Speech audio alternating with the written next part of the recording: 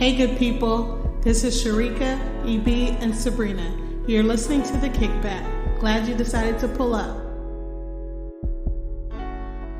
What's good, Kickback family? We are already in the third month of the year. Time is flying. Time is moving. It is crazy. And I don't know how you break up your year, but in my world, I try to break it up with the 12 months. So we're essentially coming to what some would consider, in a sense, the ending of the first quarter of the year.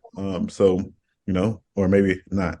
Well, kind of, if that makes sense. However you break it up, because some people break it up differently.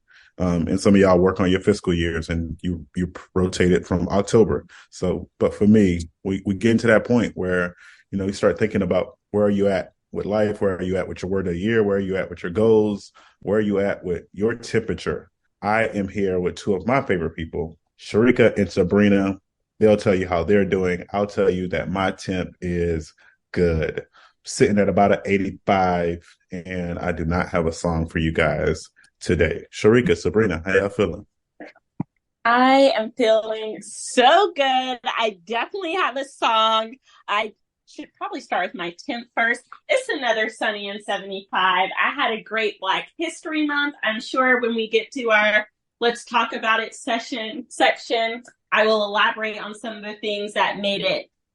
I'm going to say it was still great, but people who just had to show out during Black History Month, don't worry. I have some FUs reserved just for you, but I'm still feeling very happy because this is my man's birthday month. And you two both who are married, one thing you love more than almost anything in the world is your spouse, and something about the birthday just gets me so excited. So my man will be turning 36 tomorrow. It's wild. We're getting past the mid-30s, and I'm so excited because in March, in this area, there's also something called the Strawberry Festival, and he's the one who put me on to the fact that he wanted to go see Ludacris. Now, I'm not going to lie. I know like one Ludacris song, What's Your Fantasy? Shout out to my mom and dad because we used to sing that song as a family. I will say, like, when you're a kid, you be singing stuff or you watch stuff on TV that you really don't get, like, what it's rated until you're older. But I remember because my family would have, like, these dance parties Friday night. Like, my parents would play music and we just dance and act a fool for hours. But I remember all of us being, like, backseat, windows up. So that's the only Ludacris song I know. And I know the Justin Bieber "Ba-dum-ba-dum-dum" thing. He featured on that, and that little Christmas song is everything. So I'm excited. I'm going to see Ludacris on Saturday at the Strawberry Festival with my man. But I'm also going to see Sarah Evans the same day because, North Carolina girl, love you some country music. Can't wait. Real fun place to start. Love you, Sarah Evans. That's a good classic throwback. And then the next Friday, we're going to see Train. And then the next Friday, we're going to see Have on Stage. Shout out to Sharika for putting us on. Then the next day, we're going to head to Orlando and see some of our friends who live there. And then some of my friends from North Carolina are coming down that Sunday. We got a little Airbnb situation. We're going to hit up Disney, then Universal. So I'm feeling very blessed and highly favored just to be able to spend time with my friends. And I feel like this birthday month for my husband is going to be like epic because almost every weekend we got stuff going on. And he's always had a job where they receive a bonus based on the company's performance. I just stepped into this when I got into my new career. And March in the corporate world, y'all, is bonus month. So it's really about to be lit. So I'm feeling very blessed. I'm feeling very excited. And my song is definitely Go Girl, It's Your Birthday. Open wide, know you're thirsty. Say, listen, I don't drink. I don't like it. I'm not going to say I've never drank before, but it's just not me. I'm not like somebody who likes a taste, likes a feeling. I feel like I can't even get drunk. I don't know. Maybe my mind, my will. I'm just like, I want to be a sober mind. That's what the Holy Spirit says to me. But, my man, he wants to get a little tipsy. And he grew up Catholic. So before y'all try to come for him about the covenant and all that, he didn't sign no papers. So he's good. So that's why that's my song. I love the energy of that Trey Songz song. I remember strolling with my sorority sisters to that song, and it was just a vibe. So that's my song. Honestly, it feels like my song for the month because I feel like I said, it's a whole month of celebrating Doug's 36th birthday. I'm also excited because I get to see my mom this weekend. It's not for, I'll be in North Carolina because actually on the opposite end of that, one of my sorority sisters just lost her mom. So I'll be there for the funeral on Monday, but it's very quick. I'm just flying in Sunday, gonna stay at my parents' house, go to the funeral, flying back home Monday night. But I am happy that I'm gonna get to hang out with her and my dad. And my mom loves to keep 2 or 3 jobs, so she'll be working for most of the day Sunday. So my dad and I are gonna go bowling, have a little daddy-daughter day, and might see my brothers. My brothers, they be in and out, so no guarantees. But I'm just feeling very happy today. Sharika, how are you feeling? Girl, after hearing how you're feeling, girl, I'm feeling great. Actually, I was feeling pretty good before. I love Ludacris. He is one of my favorite rappers. I know Are you were kidding? No, he is one of my favorites. What does he sing besides What's My Fantasy? Because so many people are excited to see him. Get out the way. That's him? Huh? I didn't know that was him. I know that song. So many songs. I'm saying you probably know more songs, Sabrina. I can tell you that. He was like H's in different area codes. I was gonna say what era was 2000s? What? There was an era where Ludacris, girl, every song was a Ludacris song. He was on every top song, and My Chick Bad. That's one of my favorite Ludacris songs. My Chick Bad. Okay. You know that song? My Chick Bad. Yeah. Okay. Yep. That is one of my favorites. And Stand Up. There's a lot of good Ludacris songs. Yeah. So I just like his energy and style, and he seems so much like fun and happy. Like he wasn't like a gangster rapper where he's really talking about the street life and things like that. He talked a lot about girls, but it was like mostly like a fun, good time. So that's why I like Ludacris. So I have yet to go to the Strawberry Festival. That is something I would like to do at one point in time. Sabrina was sending me all kinds of concerts and stuff, but there's a lot of conflict with my schedule. But you know what? Maybe I'll figure out some time I can maybe sneak away and have some time at the Strawberry Festival because I've yet to go. On Saturday night and see Ludacris, girl. The thing is, I have my cousin's birthday party is Saturday, and I don't know. Oh no, that's more important. Family first. So that's why I was like, my schedule is like our schedule's not good. The CC one is one, and the Ludacris one were both ones that you told me about that I couldn't go to either one of those. But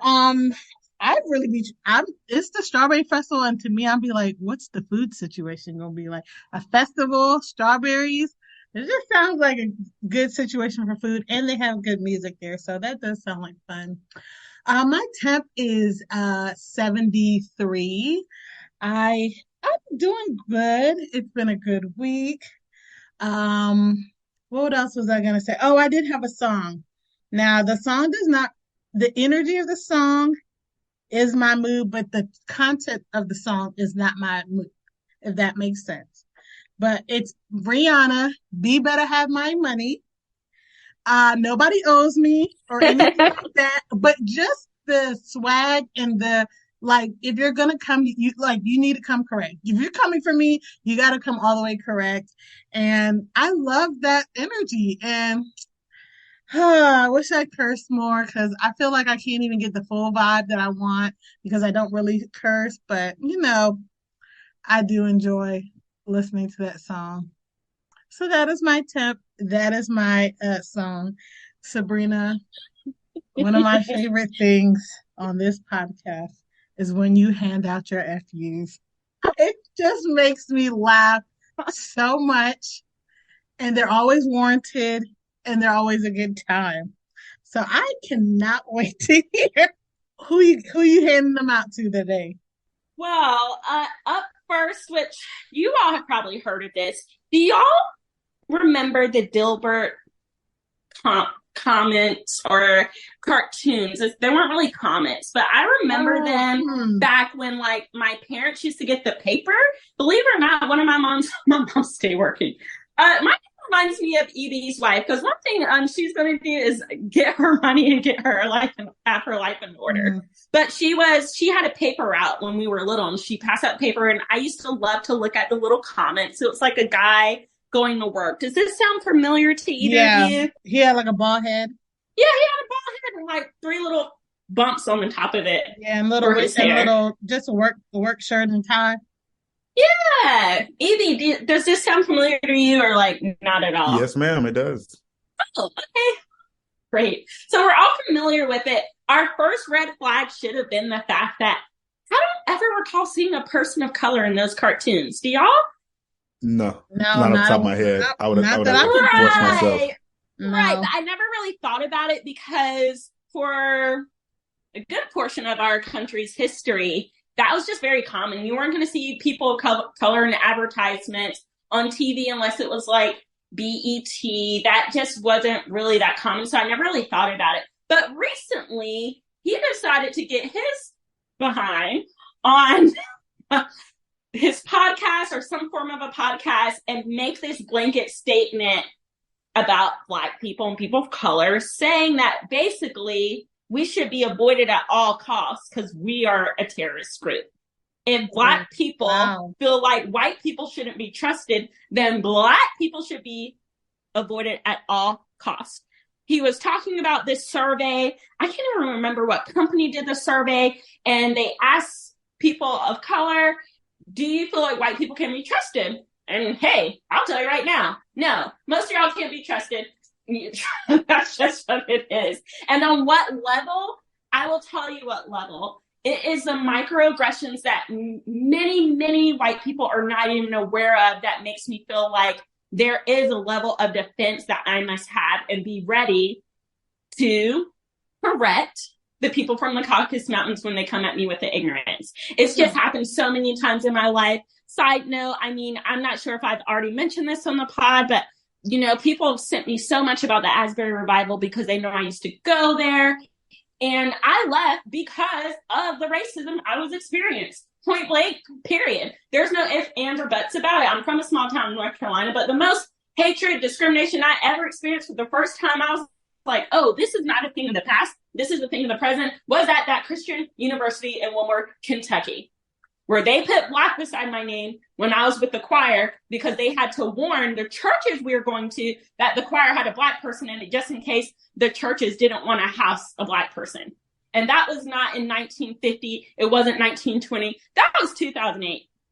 So people have been sending me things about that. And I felt very torn in my spirit about it because, one, I'm not going to speak against a great movement of the Holy Spirit. Most of our biblical heroes had something messed up going on with them. Moses, you know, Mr. Thou Shalt Not Kill, was killing people because he saw them mess with the Israelites before he even left Egypt. David would kill the man so he could sleep with his wife. Like, humans are human. So I was trying not to really bring this aspect into it, but I was listening to a podcast of a pastor I respect, and his brother was saying that the revival kicked off when the Asburyans had a moment where they acknowledged the horrible way they have treated Black people and people of color.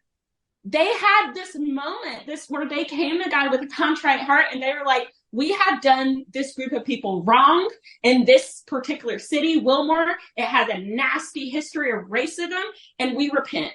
That was the kickoff. I'm not seeing that in a lot of places on the social media and everything, but before that, they had that revival. They were like, yeah, this was wrong.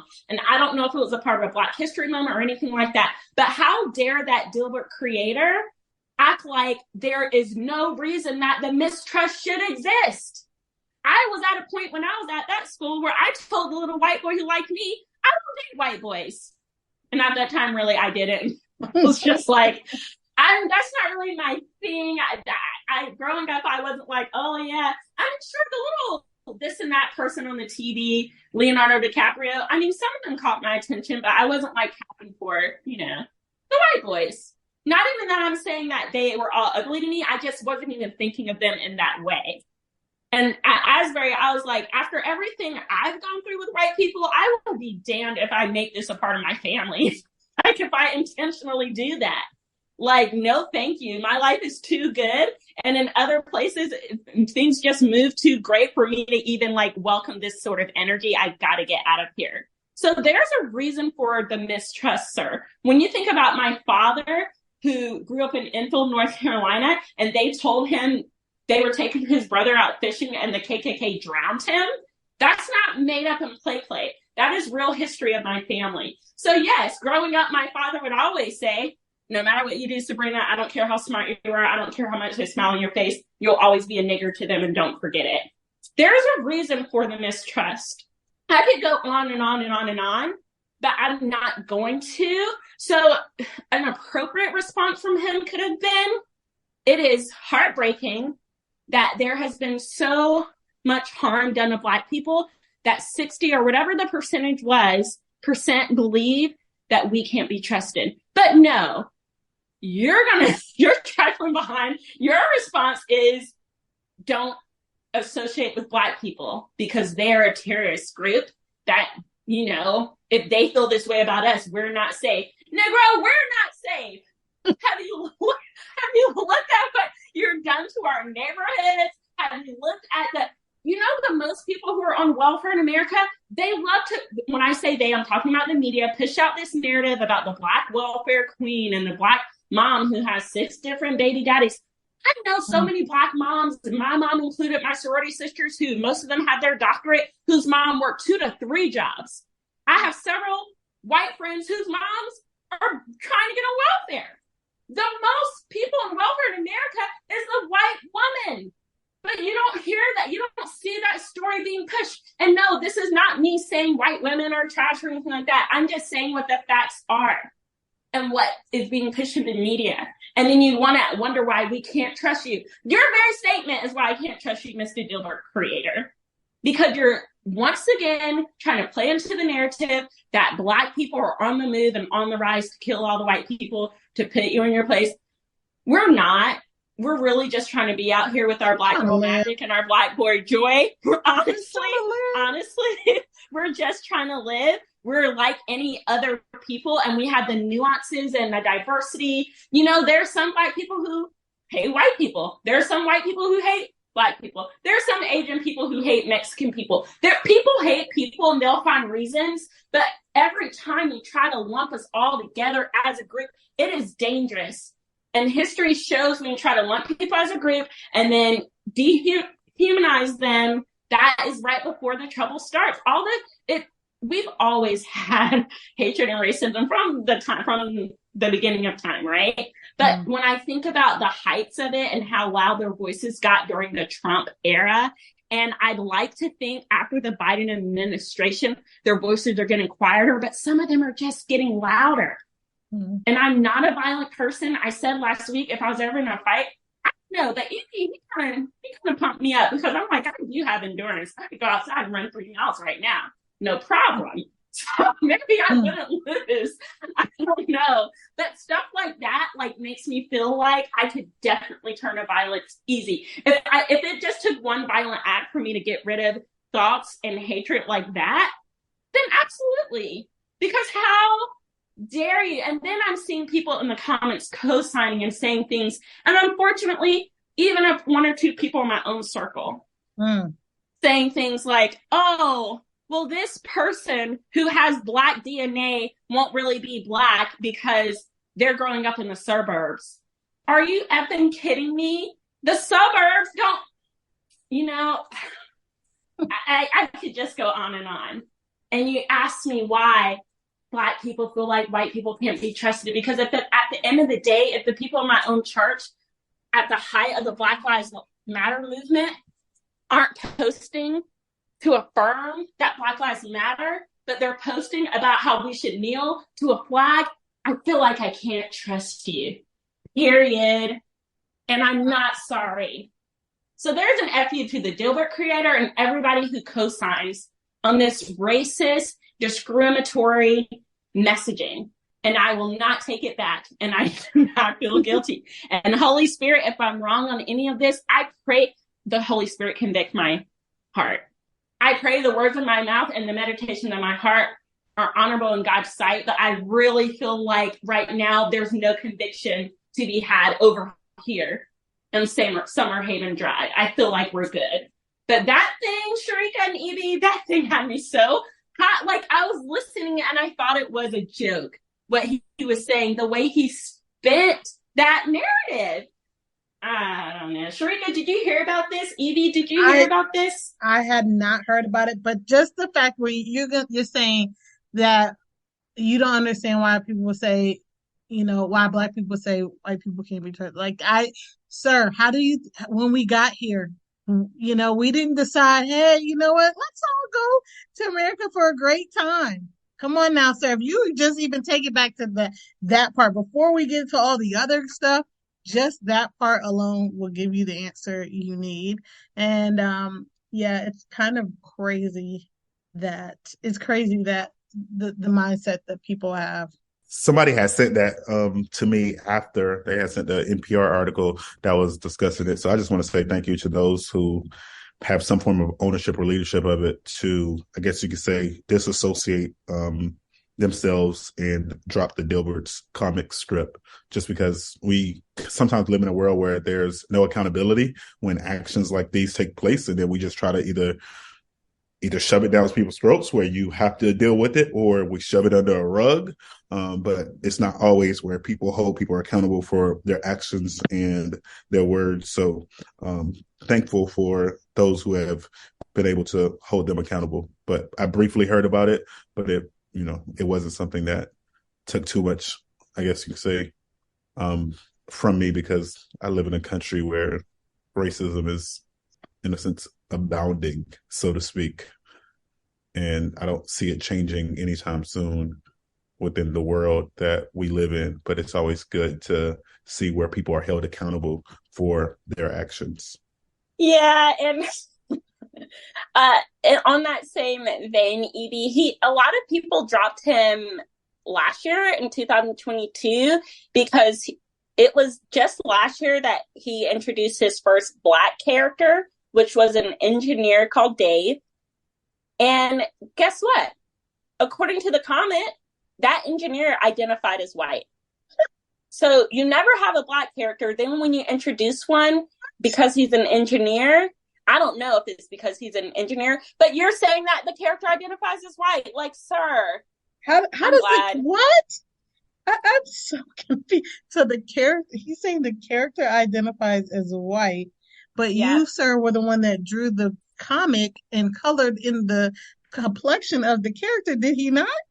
Well, Sharika, having no desire, actually, I probably would have a conversation with him, because I'm kind of like Evie. Sometimes I love those controversial conversations with somebody whose mindset is so different from mine. Not because I think I'm going to change it, but because I'm really curious how you got here.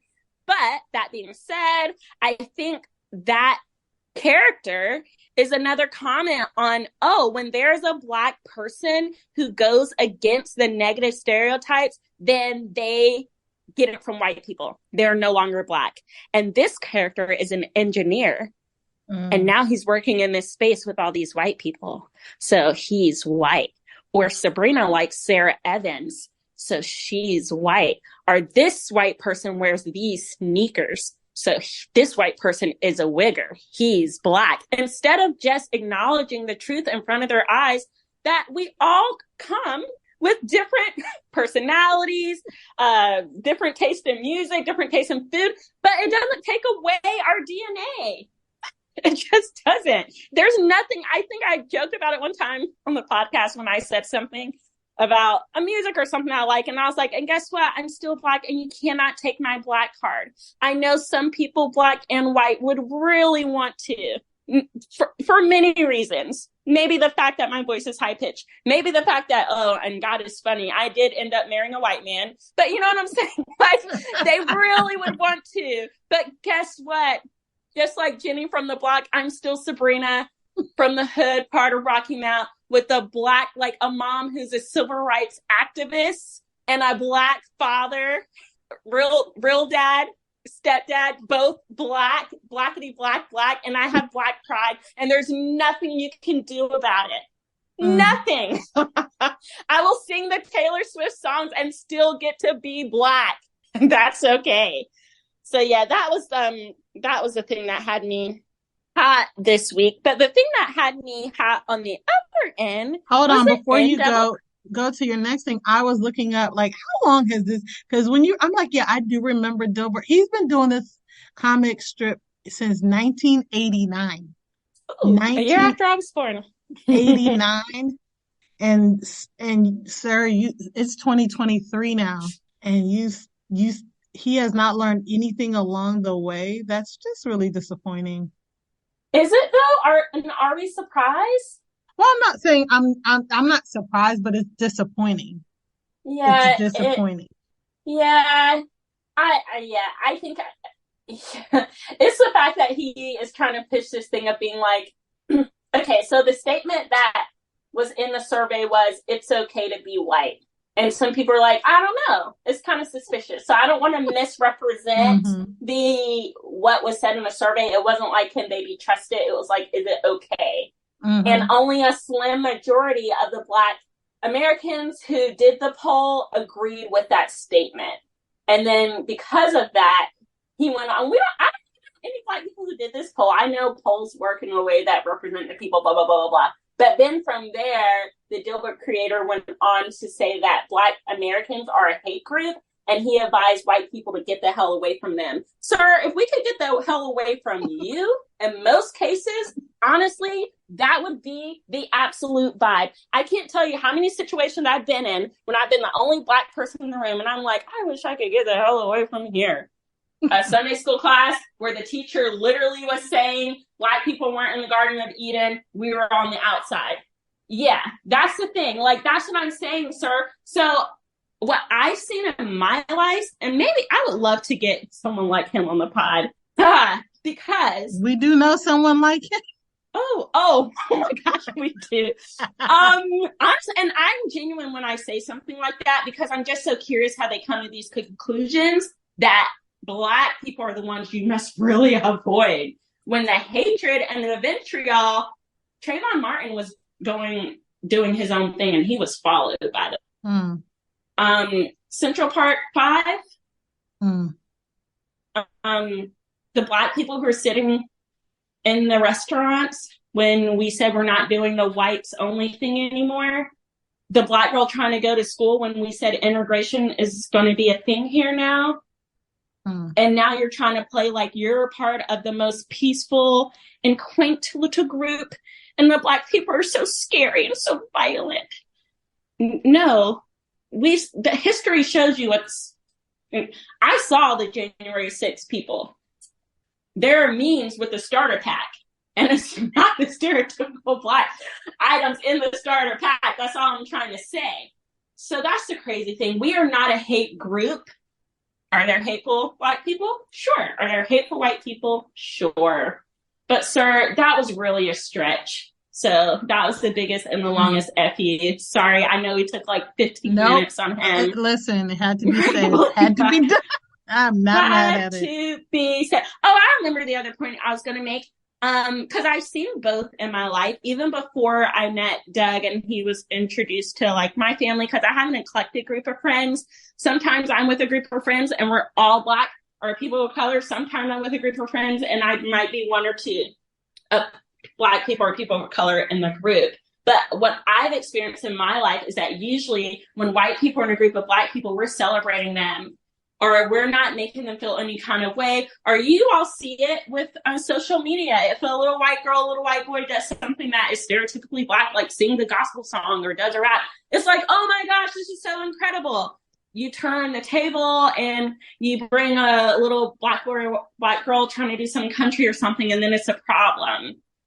So if any group has been more inclusive, it's been Black people. Now, I will say, we're jovial people. We love to laugh and have jokes. And jokes will be made about potato salad and apple salads and stuff like that. And that might be, maybe that can feel pretty harsh. but it's better than when I'm with a group of white people and they're saying racist, crazy things or asking me stupid questions or trying to touch my hair. Like, I don't see white people doing that. Okay, so we could talk the whole hour on this. We don't have to. One more time, sir, you have it wrong. If anybody should be avoided, it's you. Now, on the other side of that, did you all see the NAACP awards? I did not see the awards. What was I doing on? It was Sunday, wasn't it? I see highlights, anyway, but I did not watch the award show. I did not see so the show. Edie, what were some of your highlights? It was what was trending the other day. Something was trending on Twitter. When I say Twitter, on Instagram. Yikes! Off the top of my head, I'll let you think, EB, and I'll say I didn't watch the NAACP awards, but I did see my friend win an NAACP award. He was at the dinner, and y'all know I'm talking about my friend Kev on stage, who is definitely an award winner. And that is my highlight. Even though I didn't see the show, I was all into everyone who posted videos about the dinner when he won, all the different point of views, listening to him talk about his speech, his whole everything. That was my highlight. EB, I don't know if you've come up with I would say that was one of them. It was the way he did his speech and the way he honored his wife. That was one of them that I saw, like, in a sense, and I say trending as on Instagram. You don't really have trends on Instagram as you do on Twitter, but where a lot of people shared the video on their stories. And then Dwayne Wade and Gabrielle Union winning I don't know if it was President's Award or they won some award. And that was a moment because it just highlighted I guess you could say their advocation. I don't even know what that would be. Their advocacy for their child and for people who live a similar life as their child. So those are two of the highlights that stuck out to me. I didn't see it either. I just saw the highlights, and then I was really excited for Kevin on stage, who Shrika already mentioned, for getting that award. But I was curious if either of you knew more about the history of the awards or feel like that award holds the same prestige as some of the other award shows, because I'm thinking I don't even know where I would have gone to watch it. Now, to be fair, I didn't watch the Grammys. I haven't watched the Grammys or the Oscars or the Emmys in a really long time. But I wonder, like, with the NAACP awards, is it broadcast on all major networks or? On all major networks, no. But also, I think part of the challenges is, and I don't got all the answers, but I think part of the challenge is even we as a people, and I'm saying we as a people of African descent, I think they even put those other awards on a pedestal because of the maximizing, because of the marketing of it, because of the promotion of it. But like, I've never heard somebody say, I need to win this NAACP award, but they'll definitely say, I need to win this Oscar, I need to win this Grammy, I need to wear even this Tony, so to speak. Or even like the Soul Train Awards or like BET Awards or the Hip Hop Source Awards. Like, you never really hear people, man, I can't wait that I win me a Source Award. I can't wait that I get a BET honor.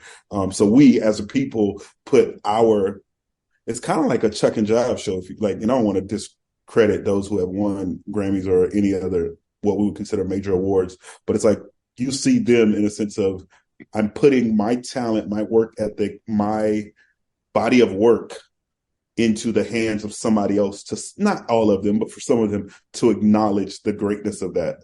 And I think we even do it as people on a podcast. I think we talked about it a couple weeks ago when we was talking about Beyonce, of like how she's only won, like how she won this many, but then how in certain other categories, like never won either this specific award or nobody else have won with so many other talented people. It's just like, but you probably would never hear us debating on who should win the Entertainer of the Year award or the Outstanding Motion Picture award when it comes to the NAACP awards. But I'm pretty sure it's not on every major network, just because, like, what black thing do you know that they would put on all major networks? Like, that would never happen. Not in this world, not in this country. I would say that I can understand why the emphasis may not have been on the NAACP. Not that it's not as warranted, but I'm just saying that because when you win an Oscar or Grammy, all those kind of things, it directly ties to how you can now monetize any project or anything that you do.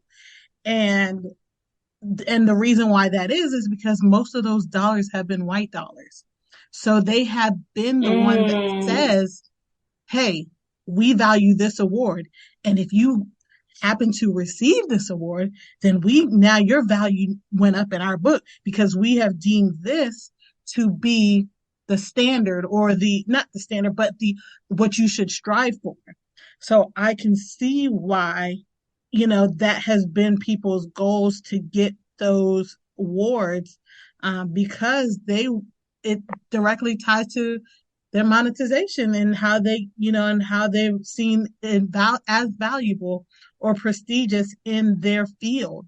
I have heard lately that some artists have been talking about the awards that actually come from their people, such as the NAACP awards and stuff like that, or BT, because they're like, hey, this is from us about us to us.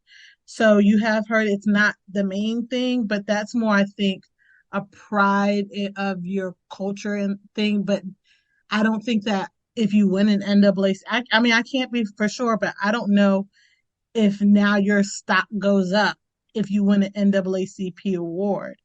I'm not sure about that, but I think it is prestigious in the Black community, but I don't think it's as recognized across the board as much. Oh, well, obviously not close to any of the, Oscar, Grammy, Tony, all those awards. So I would slightly disagree on the monetization. I can't speak for everybody in everybody's pockets, because also we all know that some of these stuff happens based off of the network that people have as far as their peers or how they play their role within any group, whether it's organizations, whether it's races, whether it's businesses. But like, I want to say Academy Awards or Oscars, I want to say Morgan Freeman only has one, and he's arguably one of the world's greatest actors. So, and financially, he's on par with, like I say on par, like he would probably be on the upper echelon of at least those of African descent. Definitely, like probably right under like the Will Smith and I would say Denzel, of course. Now, the other spaces of those of European descent or European Americans, so to speak, like they run a lot of those motion pictures. Now, if anything, what could possibly happen in the case, like if it was the same thing as far as it tapping into people's pockets, which I don't think it does that. I might be wrong, but I don't think people are hiring people based off of their Oscar nominations. No, when you win, that was like part of the whole like Monique controversy was about, because they're basically saying we not recognize you, but not validate you, but it's almost like people's money go up. When I win a Grammy, you can't charge me what I won, but you can't charge me what I was asking for before I won the Grammy, because now y'all told me I done made it to this level. That is a thing. That's for some people, but you can set your price right now with no Grammy. So that's what I'm saying. Yeah, I would disagree, and who's going to pay it? Because it's not like I'm saying. They're saying that's up to you to know your own worth. Like, well, yeah, but you can't pay yourself. You're trying to get the people to pay you, and you might say I'm worth $2 million, but if and nobody's willing to pay $2 million for whatever you have, well, is it worth $2 million? Because the dollar is what people are willing to pay for it. Now, I'm not talking about intrinsic value. I'm talking about the value of if I bake a cake and somebody's willing to pay $2 million for that cake, or somebody's only willing to pay $2 for the cake, like if I'm gonna take the $2 million, then now my cake is $2 million cake. That's just how I get that. I'm saying I would love to see, which I would just have to do more research on it, but I would love to see somebody within the past 5 to 7 years who won a Grammy or won an Oscar or won anything of what we would consider mainstream media around the globe, or at least of some form of power structure when you compare them, and see what happened with them after winning that Academy Award, that Oscar. Like, did they get more films, or did they make more music, or did they go on a major tour? Because I just don't think those things necessarily, I guess you could say, coincide. That's just like, I don't think there's a correlation with that. And I know you mentioned Monique. The thing with Monique was, and I don't know all the details because I'm not in her game room, I'm not part of her team, but most of her thing was towards people of African descent. Like, it wasn't no major corporations of European Americans who she was blasting on the blog sites or blasting in the in her interviews. Like it was mainly against like a Tyler Perry and Oprah and Lee Daniels. So like I don't know if I would necessarily go on that one. And I also, because of their stories, from what I understand, seemed like that was an isolated incident and it wasn't necessarily people cop blocking her. They just weren't hiring her. But I don't think they weren't hiring her because she didn't have an Oscar or an Academy Award or anything of that nature. So not like, that. oh, I wasn't okay. saying because of that. I was saying that her thing was, she was saying that because she won this, she normally would have been afforded more opportunities, but because of all the backlash that she had, saying that she's a difficult person to work with, she causes these problems, she should have did this, she didn't do what the network wanted her to do, that diminished her earning potential, because normally when you do win these awards, your earning potential goes up. And so she's saying, yes, her issue was with the community and the narrative that they were spinning about her, but that ended up basically jeopardizing her normally gotten right after that big win.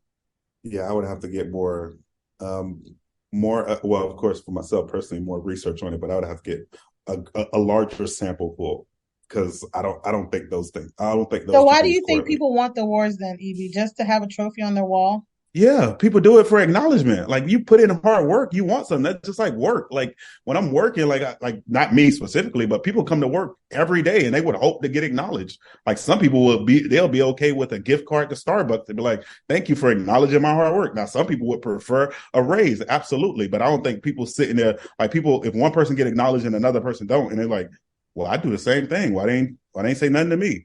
But I don't think it's this. I'm just saying I would have to do more research. I'm not saying it's not true, but I don't think those correlations on films, like it's people who come out like, okay, let's use the independent film, like the ones who did Get Out, like they did that on their own and it blasted all these other stuff. Some of these actors of the movies that we've been watching, like the ones from the other day of like, not recently, because I think Black Panther or Wakanda Forever won an NAACP award, but those individuals, like they won that. When did, I don't know Chadwick's whole resume, but when did he win his first Oscar? And look at all the films that he were in before Black Panther really blew up. He was in other films before that, but people didn't really. He died. I don't know if he won before, but I'm not saying that you can't make it without these awards. I'm not saying that. I'm saying, yeah, you could do a million films and things like that, and you could be a popular actor, Morgan Freeman, like you mentioned. I'm not saying it's every, that you won't be able to be successful without these awards. No, but we talk about, but it is, but those awards do basically, I don't want to say legitimize, but it basically gives you that cachet, because you have been recognized. That people like, if I say you're the best actor of the year, well, you don't think that means more people will want to work with the best actor? I mean, it's like, okay, this person's work has been recognized. More people will want to use that, to work with that person. And when more people want to work with that person, the value goes up, because now you're trying to get that person to come onto your project. So you're saying you want to be outbidding other people who want to go for that same person. Like that's how it works. So like that's just like normal. Like if you're saying this is the best cake, then people are gonna say, well, I want you to sell it at my store. Oh, well, if you want it, well, I want it at my store. Well, then you have to pay this amount, and it goes up and goes up. That's just like how things go. I hear But you, I mean, disagree. hey, I mean, that's, I feel like has been a lot of the talks that I have seen on social media, and when I've heard about the awards and stuff, that's what a lot of people talk about. But um, you know, I'm not saying it will stop you from growing or stop you from doing whatever you need to do, but I say it helps, and it does raise the value of people's work and projects. And I would say disagree only because we don't Okay, have and evidence. we can agree to I'm disagree. saying because we don't have evidence. You don't have evidence of like people charging more. So it's like that would be opinionated of like, hey, before I Okay. won this award, I was charging $500,000. Now that I won this award, I'm charging $1 million. So if you don't have data on that, we can't just throw out blanket statements like that. I disagree, and that's good. We need to have a difference of opinion from time to time. Yeah, we usually Honestly, do. I'm just here for the outfits. That was the real reason I brought up the NAACP, because the yellow outfits that I saw some of the Black queens in, I said, you know what? Black is beautiful. I loved seeing all the Black excellence together. And not only because I don't want to make it feel like every time we do something good is to fight the man and the negative stereotypes. No, sometimes it's just good to see people who look like you thriving and having a good time together and putting on an excellent show. It was beautiful to me. And I wondered, and I'll admit, when I was younger, I did honestly, I think the Grammys and the Oscars were the two. Like, I remember sitting down and watching that with my family, talking about it at school the next day. But I don't remember doing that as much with the NAACP. I don't know why. And I'm curious, like, is it always during Black History Month? Because I thought that was very much a vibe. Like, little things like that. I heard that they have done some new things with it, and it seems to be getting bigger. So I wondered, is it truly becoming more elevated, or am I just now tuned in because of my big age and my interests have changed a little bit? We didn't get the answer to that question, but we did get a juicy debate between Sharika and Evie. I will say too, and I'm here for it. The NAACP, like, I think they probably haven't had as many years doing these things as, you know, the Oscars and things that have been around for a lot longer. So no, they have. I'm saying, you think they've been out the same year the Oscars? We couldn't even do how all many these Oscars things. We don't have. You know what? I'm gonna hit the Google. I was just about to say, let me hit the Google. They've been NAACP been here literally since like the NAACP started. Like, it's been since the 60s. It's just we don't give attention to the things that we say we care about. But that's I'm normal. saying the Oscars been before That's the fair. 60s. The Oscars have been before the 60s. Academy Awards was 1929, and now let me see about the Grammys. Let's see about, and then I'll see the Grammys too. How many years Grammys? I want to say it's like the 60th something year. Yeah, this year was the 63rd Grammy, and then for the Oscars it'll be like 93. And now let's see how many years in NAACP. Like 54 or 55. Oh no! Oh wait. Okay, that's the organization. I was about to say not since 1909. That's the organization. No, that's the organization. Let me see the award show, like the 50. It's in the 50s. Well, to Evie's point, that is kind of right in line. It's like, oh yeah, the honors have been given since it looks like 1944. Wow. Okay. And they've been doing it since, and the other one was 1909 or 19. What was it? No. 1909 is when the NAACP was established, according to my quick Google. I don't know if that was a reputable source, so don't hold me to it. 1929 is when the Academy Awards started. 63 years ago is when the Grammys started, and I need to do the math. 2023 minus 1944 is when the NAACP awards started. So to Evie's point, it is up to our community to put it on that same level. So like I said, I would talk about the Grammys and the Oscars growing up, but I don't really remember talking about the NAACP awards or being in tune with that event until I was much older, probably 20s. Like, it's the same thing even for us, right? Like, if you go ask an average kid, and I'm saying an average kid, like, especially for those of us who are listening, if you know people of African descent in your family or in your realm of influence, ask them, hey, if you got a chance to go to two schools for college, if they're a college person, ask them what schools they'll say. And it's rare, not for all of them, but it's rare that people just say, I'm going to a Jackson State, or I'm going to FAMU, or I'm going to A&T. Like, it's just not something that we promote in and through ourselves as a whole. Now, I'm not saying one parent or two parent don't put that on their kids because, like, hey, we went to a HBCU, you gonna go to a HBCU. Like, but that's just not common. You ask them, hey, if you can go get any clothing line in the world, you can go to any store, what store is you maxing out where you can buy whatever you want? Everybody is likely, not everybody, I'm saying specifically, now I don't want to put no generalization, but you're going to see common trends of, oh, I'm going to the Louis store, I'm going to Gucci store, I'm going buying a whole bunch of stuff. Like, I was thinking about, I was like, I'm going to Publix. Shoot. See, I'm saying, but the average person is not thinking about somebody of African descent who created, in a sense, something similar. You ask people, hey, let's go on a trip, not financially, like not saying, hey, I'm paying for the trip, we can go wherever we want. Most times, not everybody, and it's partially because people just love relaxing and there's nothing wrong with the islands, but people gonna be like, oh, I'm going to one of the islands. Some of them will even say they're going to Hawaii, and I'm like, I would go to like Antigua or Anguilla or Trinidad and Tobago before I would do that. But like, it's rare where you're going to hear somebody say, I'm going to Senegal, I'm going to Ghana, I'm going to Tanzania, I'm going to, like, because of just the stuff that we are fed. Now you go to other parts of the world, that is like what you're going to see. Like on news, they weren't blasting the NAACP awards like they were blasting the Oscars. And when they do blast the Oscars or the Grammys or anything like that, they're going to blast Will Smith slapping old boy. Like they're not blasting the highlights of what happens. Like for us, we saw some of the background scenes, but like what would it have looked like for society? Not just, like I'm saying, society as a whole, not just the mainstream media, not just news outlets, but we as a whole, if we put more focus into Denzel and Tyler Perry calming Will Smith down, like what would have happened in the world? Like, okay, naturally emotions will get the best of people, but how do we find a way to harness those aggressions? How do we find a way to hold people accountable? How do we find a way to come alongside someone? How do we find a way to somebody talking to Chris Rock in the background, like, dang, that sucks that it happened that way, whatever those things are. Because even when I look at some of the people who won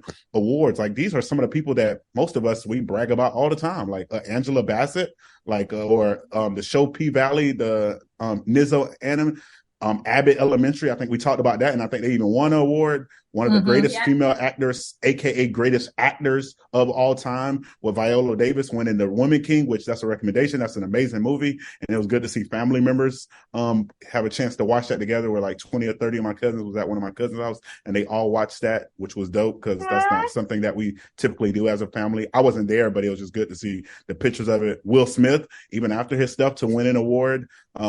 Black Panther Wakanda Forever won an award. Angela Bassett won over, which is crazy, not crazy, but just to win Entertainer of the Year over Mary J. Blige, Quinta Brunson, Viola Davis, and Zendaya. But like these are top people who win, but we just aren't we're not being fed that, let's say one, but also we're not taking the intentionality of ourselves to dive into those spaces where people who look like us are represented and highlighted and magnified. Like, and I don't want to take it too far off a topic, but like here in America, you go look at TikTok where people are getting shown all the violence, all the crazy dance stuff, XYZ, blah, blah, blah, blah.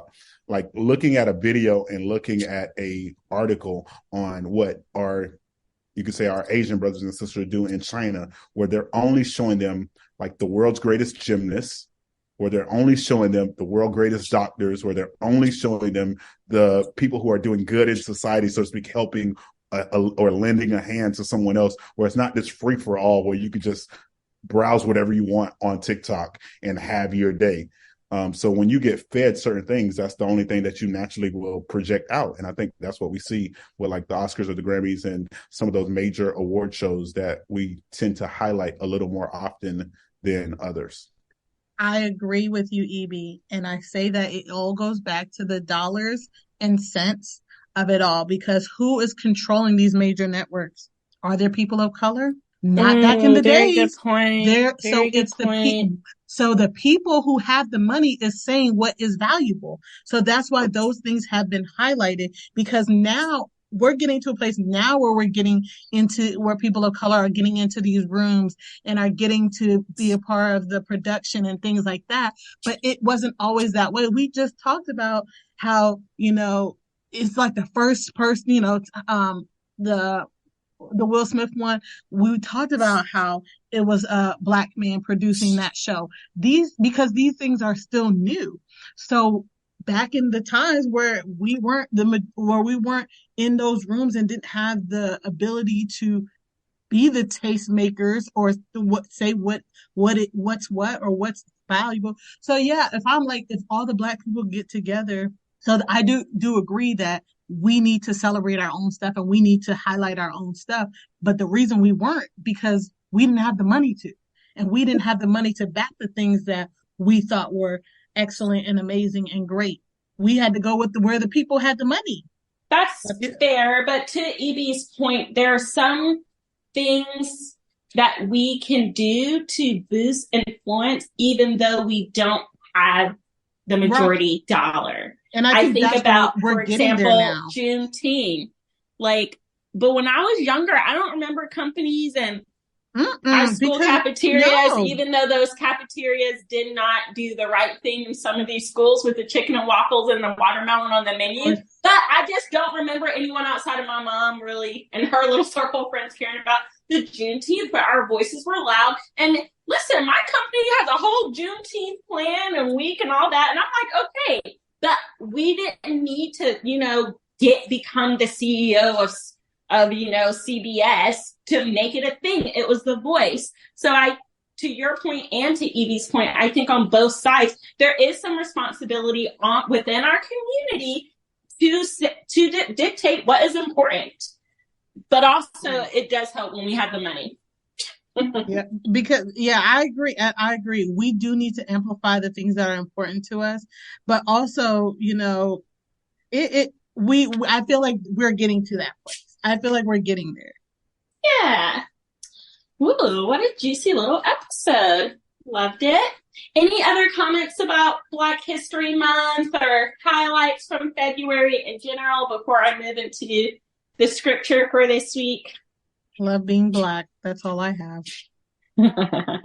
Just a continued reminder that Black history is American history, and though we acknowledge it and reference it during the month of February, which I want to say thank you to whoever, you American people, you European Americans, to identify which month we would use, and you give us the shortest month, and you also give us a month that is filled with a ton of business, like 4 or 5 different award shows, football Super Bowls, and All-Star Weekend for basketball, whole bunch of other distractions. But we just say we appreciate you, but just know we'll continue to support and represent Black History Month from now until the end of time, every month, and whenever we feel like it, because that's just how things are for people of African descent. And it's just so many contributions that people who of African descent have made to this nation and to the greater world as a whole. And I don't want to go down a laundry list of things, but you could just Google it, like inventions by Black people, and you'll see all types of things, from traffic lights to the filament and the light bulbs to, I want to say, hair blowers, and it's so many different things that, some of what we would see as everyday things were contributed to, or they had contributions from a person of African descent. And it's crazy, especially for like somebody who is deeply embedded with racism. Like, they're coming to a traffic light not knowing that they were just told to stop by a Black person helping to make that. And I know people don't always think that deep, but it's like, just get that hate out your heart and do better in life. And I want to say, if you do have hate in your heart, or if you are a racist, it's a good chance that you won't be in heaven, and it sucks for you. Absolutely. And my bookend is, I know I seem to come down hard on white people. I come down hard on ignorance, and it doesn't matter what color your skin is. It just so happens to be that there have been a lot of ignorant people who happen to be white in today's rant. And I just love the beauty of diversity. I'm glad that not everybody is white, not everybody is Black, not everybody is Asian. Like, I love that. I like what God did with that. And within that diversity, I feel happy and proud to be Black. From our hair to our swag. I love it. And I know the Dilbert creators, the survey was, is it okay to be white? I'm a Black person that would have responded yes. I know most of us said no, and they had their reasons for saying no, but it is okay. It's okay to be white, and it's okay to be Black. It's okay to be you. And that's that. Amen. But you know what's not okay? What's not trying to show out in the church. And we're going to go straight to Exodus, verse 26 for today's reading. I actually might start at verse 24 just to set the tone, because the Israelites have been delivered from the tyranny of the Egyptians, and now they're getting the word from God for how to live their life according to God's holy ordinances.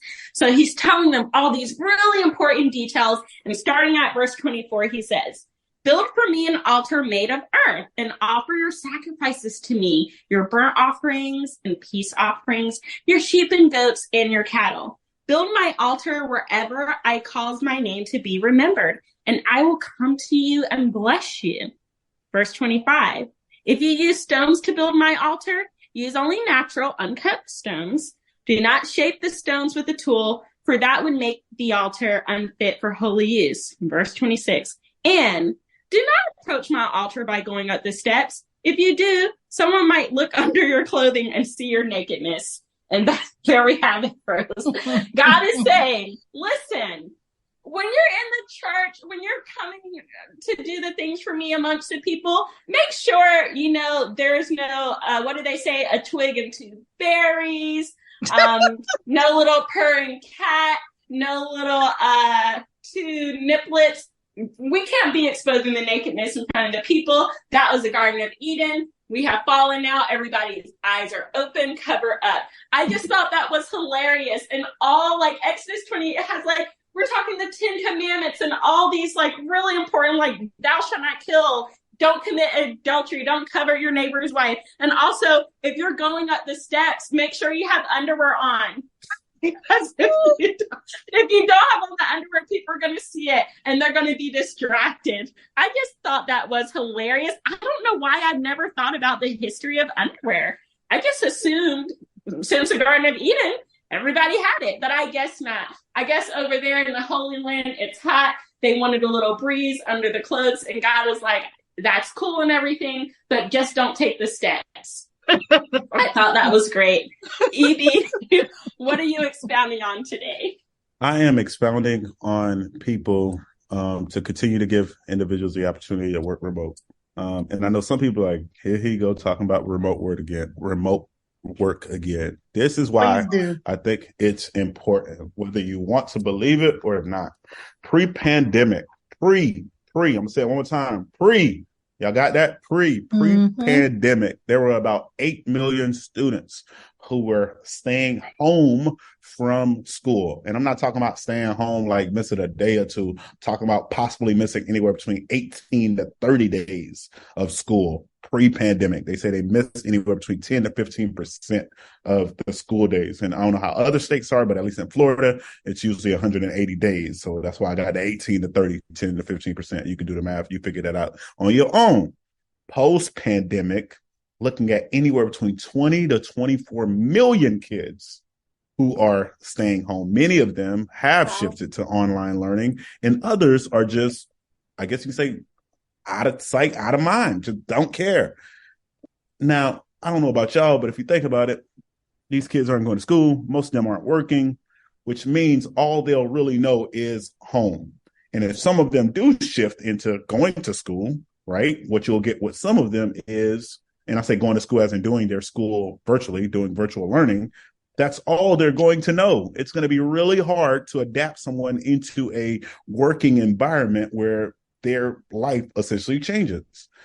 Many people are not necessarily introverts, but many people do prefer the peace and the confinement in their own space. For some people, that's home. For some people, that's travel. For some people, that's in their car. For some, that's at a local park or local Starbucks.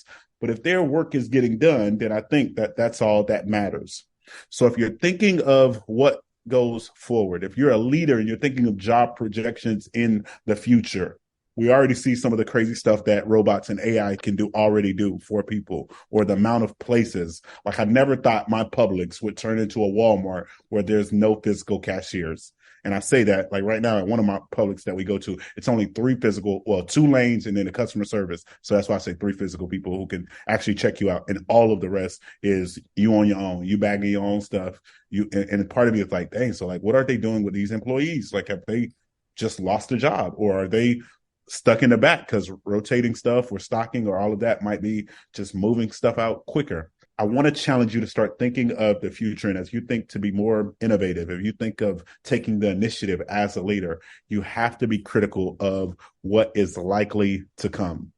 And if you're in a role or a space where you can't do things virtually, or you don't have machines that can execute the task or the productivity at hand, it's really important for you to find a way to retain your top quality employees, because it's not just passing the job on to someone else who wants to do it. You might not have a person available to do it. And not everywhere, but we know for some of our people, leaders aren't willing to do the work that needs to be done to get things done. So I just want to challenge you guys with that. That's what I have for you guys. I'm not going to kill y'all, not going to draw it out. But yeah, please, please, please be mindful of the way things are in this great world of ours. And consider remote work. Definitely do that. I'm going to start off with my recommend, and I'm going to pass it to one of you guys. This is something that I enjoy watching, but I still can't fully grasp the thought and the idea of it. And I mentioned it, I believe I even recommended it before, but because season 4 is dropping this month in March, maybe you either weren't listening to the pod at the time, or maybe you were and you never went to go watch it. So I want to throw it back out there. It's on Netflix and it's called Love is Blind. Love is Blind. Season 4 comes out on March 24th, but if you haven't watched it, season 1, 2, and 3 are out, and it's essentially, just imagine, right, never meeting someone like in person, so to speak, and trusting that their personality matches with yours, and you're engaged and you're set to get married. And that's the day, in a sense, you kind of get married on day 1 of meeting them. And the big thing is, will a person's personality override their physical preference or their physical appearance? So that's what I'm recommending for you guys. Love is Blind on Netflix. Check it out. I've not heard of that, and I'm shocked because that seems right up my alley. Mm-hmm. I have a recommend. Something I watched. It came out around the Christmas time, but I just now caught it. It's on Disney Plus, and so if you are a fan of Enchanted, they have Disenchanted, and so if you want something to watch that is family friendly and cute, watch Disenchanted on Disney Plus. Is that a cartoon or what I No, used to call it's a people movie? No, that's not a cartoon. Well, the original starter was basically a fairy tale characters come into the real world and Enchanted. So it was like a cartoon. Then she came into the real world. She became like a real, she was like a real person. Well, this one is like the part 2. So it's more real characters than like cartoon. It's not a cartoon. Oh, it has a redheaded actress. Yeah. And Patrick Dempsey from Grey's Anatomy. Love it. The guy is the man. Okay. Well, I'm going to recommend, I know we've recommended other podcasts up here before, right? Mm-hmm. Yes. Yep. All right. I want to recommend a podcast called Plain English. It's with Derek Thompson. Mm-hmm. I want to recommend a specific episode called Happiness in America, The Secret to a Good, quote unquote, life. I love this episode. They talked about the dangers of being overly productive. And I definitely lean more to the side of like, my rest is getting things done, checking things off the list. Never really thought about it, but they talked about how this is actually becoming another anxious condition for Americans because we're constantly living in the future. And I like to think carpe diem, but they're right. When you're in kindergarten, it's about high school. When you're in high school, it's about college. And you're always reaching for that thing. And the way he talked about it, he said a lot of times that's because we're so afraid of being finite and just death. So we're always just doing and thinking about, I'm going to accomplish this, I'm going to accomplish that because it helps us to feel in control. Meanwhile, life is passing us by. I'm not describing it as great as they did. So I encourage you guys to check it out. It really it was a cause for me to pause. Like, what is this thing? Like I was talking about on a couple of episodes ago, how I'm so close to getting our mortgage paid off. But then I was already anxious talking to my husband about something else. And I was like, okay, now we have to focus on the car. We need to do this for the car. And it's like, I wasn't even taking a moment to enjoy this other big thing that happened. Because then I asked myself, okay, after the car is paid off, then what? Well, we have to get my husband a car. But then what? Is it always going to be something? Will you not just ever rest? And it goes back to the words of Jesus when he said, don't worry about tomorrow. Today has enough trouble of its own. So Jesus was trying to get us to already grasp this concept of, worry about today's bread, our daily bread. He didn't say, give us tomorrow's bread, today's bread. So check that out. I thought it had some great things in it, and that's what we got. Definitely. For those of you who don't know, and we'll close out with this, March is typically Disability Awareness Month. So I'm going to leave you with a quote on disability as we start off this month of March, and to just think about your fellow brothers and sisters who don't always have the same, and I say opportunities for those of you who may be in this category or you identify as I want to use the word, disabled individual or you have some form of disabilities. So don't think I'm diminishing who you are as an individual. And I know sometimes when people do those disclaimers, that's kind of like what they're trying to do. But it's like they don't always have the same opportunities as other people. And, and I say that in a way of not necessarily maximizing their own potential, but like if I go up to a building that's, let's say 10 feet high, but there's no ADA accessible ramp or there's no elevator, then it's going to be a little more challenging. Not necessarily impossible. Like I've seen people do it, whether it's videos or watching people maneuver it or them like literally hopping on a wheelchair one leg at a time, like or one wheel at a time up until they get to where they're trying to go, or people come alongside and helping them by picking it all the way up and getting them to where it needs to be. But a quote by Helen Keller that really caught my eye today. And I was just like, oh, like, is this, because I saw somebody else posting like, oh, it is National Disability Awareness Month. But it just really got me. And I think we can see how we as the Kickback family or the Kickbackers, how we can fall into this category. Never bend your head, always hold it high, look the world straight in the eye. So our challenge to you is to always just hold your head up no matter what challenges may come your way. I'm one of those people who always used to struggle in church when people say, close your eyes and bow your head. And I'm like, where do we see that in scripture? But that's another story. I know people typically say it's so you can minimize distractions, and like distractions from who? Like if we all about to pray, what distractions should be happening? Like we open our eyes to talk to each other. You tell me to make eye contact when I'm talking to you. Like, well, I can't. Well, I got to close my eyes to pray. But just keep your head up. Do what you do. I usually keep my eyes open for those people who pray. So if you ever pray around me, just know my eyes typically gonna be open because not necessarily distracted. I just love people watching. So our challenge is for you to just stay focused at the task at hand and keep on being the great individual that you are. As always, if life tries to knock you down, make sure you kick back. Until next time.